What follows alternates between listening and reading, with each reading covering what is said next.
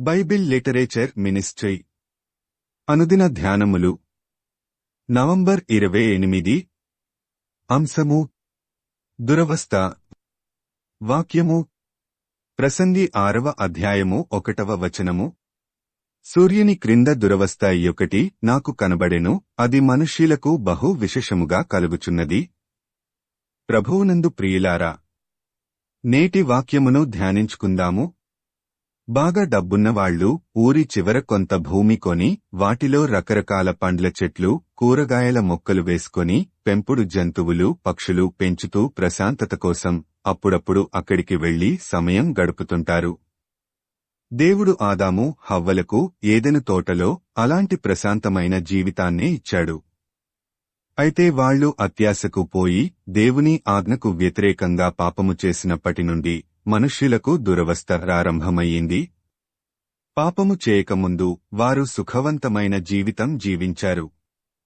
తినడం, తోటను సేద్యపరచటం తప్ప పంటలు పండించుకోవడం, బట్టలు కట్టుకోవడం, ఇల్లు కట్టుకోవడం ఇలాంటివేమీ లేకుండా, జీవితాన్ని గురించిన చింత లేకుండా ఉన్నప్పుడు వారికి అవసరం లేని దానిని ఆశించి దేవుడు ఆజ్ఞను మీరి చేసిన పాపము ఫలితంగా ఆహారం కోసం చెమటోడ్చి కష్టపడాల్సిన దుస్థితిని, దురవస్థను కొని తెచ్చుకున్నారు. దేవుడిచ్చిన దానితో తృప్తిపడని వారి జీవితాలు దురవస్థకే దారితీస్తాయి. ఒకవేళ మన గొంతెమ్మ కోరికలు తీర్చుకోడానికి దేవుణ్ణి విసికించి దేవుని ద్వారా పొందినా సరే వాటి వలన మనిషికి దురవస్థ తప్పదు.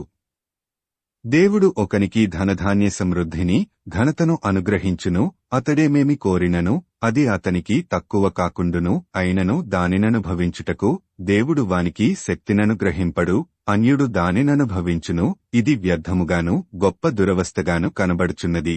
ప్రసంగి 6:2. ఇది మనకు చాలా అన్యాయంగా కనబడొచ్చు.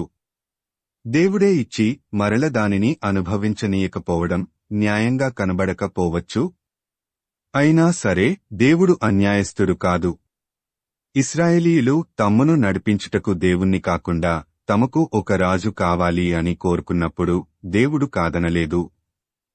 సర్వశక్తుడైన తనను కాదని ఒక మనిషి వారిని నడిపించాలని కోరుకున్నప్పుడు దేవుడు కోపగించుకోలేదు. జనులు నీతో చెప్పిన మాటలన్నిటి ప్రకారము జరిగింపుము, వారు నిన్ను విసర్జింపలేదుగాని తమ్మును ఏలకుండా నన్నే విసర్జించియున్నారు, వారిని ఏలబోవురాజు ఎట్టివాడగునో నీవే సాక్షి అని 1 సమూయేలు 8:7-9లో దేవుడు సమూయేలుతో చెప్పి వారికి రాజుగా సౌలును నియమిస్తాడు. అలాగే దేవుడు మనకు దయచేసిన ఆరోగ్యం, తెలివితేటలను కాదని ఈ లోకానుసారులు జీవించినట్లు జీవించడానికి ఐశ్వర్యము, ఘనత కోరుకుంటే దేవుడు దయచేస్తాడేమో కాని వాటిని అనుభవించే శక్తి మనకు దయచేయడు. అందుకే అన్నీ ఉన్నా కూడా అనారోగ్యం, అశాంతితో జీవించే జీవితం మనకు దురవస్థగానే ఉంటుంది.